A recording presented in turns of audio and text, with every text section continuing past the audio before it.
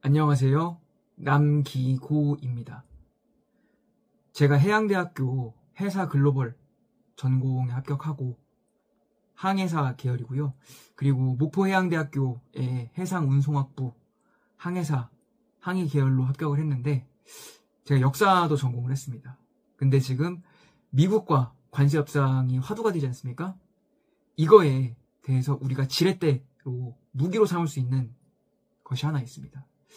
그것이 뭐냐면은 바로 미국과 대우 김우중 회장님과의 관계를 얘기하는 것입니다.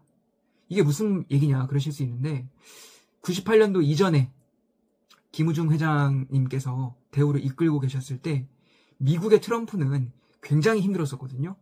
그때 파산 직전에 가까이 가서 굉장히 어려웠을 때 도움을 줬던 사람이 바로 대우 김우중 회장님이셨습니다. 그래서 그 증거로서 지금 여의도라든가 아니면은 부산이라든가 전국에 트럼프 타워라고 해가지고 브랜드 네임의 아파트가 있거든요. 그게 미국에 있는 트럼프와 합작으로 해서 브랜딩했던 아파트였습니다.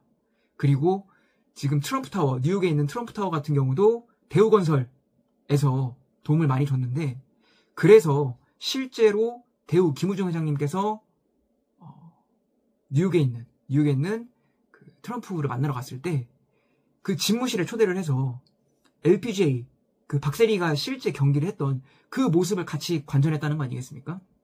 물론 당시 기록이라든가 증언에 의하면은 김우중 회장님께서는 골프를 별로 안 좋아하셨기 때문에 왜 골프를 하냐, 차라리 그 시간에 일을 해서 돈을 벌어야지, 달러를 벌어야지 라는 생각으로 이거 골프 나는 재미가 없는데 비즈니스 차원에서 같이 봤다, 그런 말씀을 하시더라고요.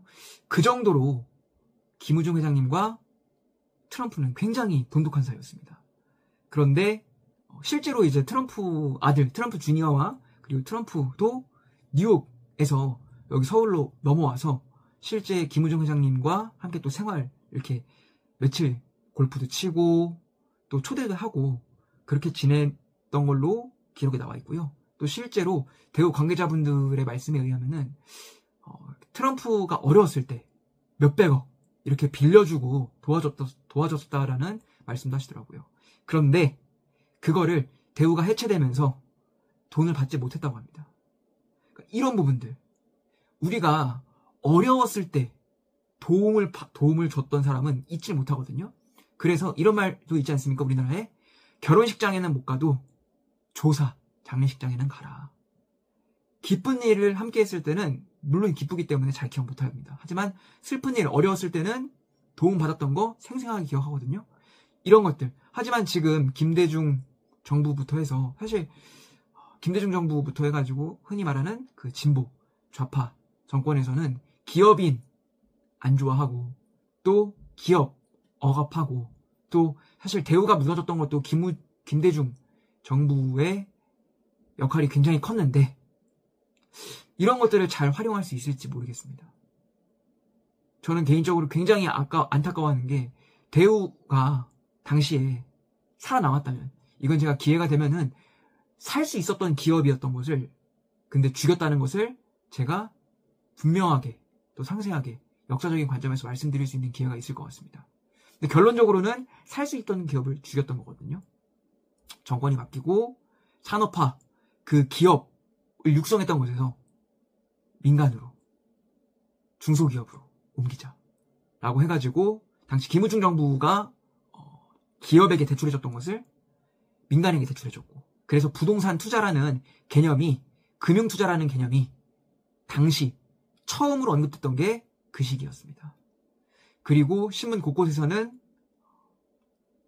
일확천금, 갑자기 부자가 됐다, 주식으로 아니면 부동산 투자로, 그런 글들이 굉장히 많이 나왔고요. 그러니까 성실하게 일했던 사람들이 어려졌던 거죠.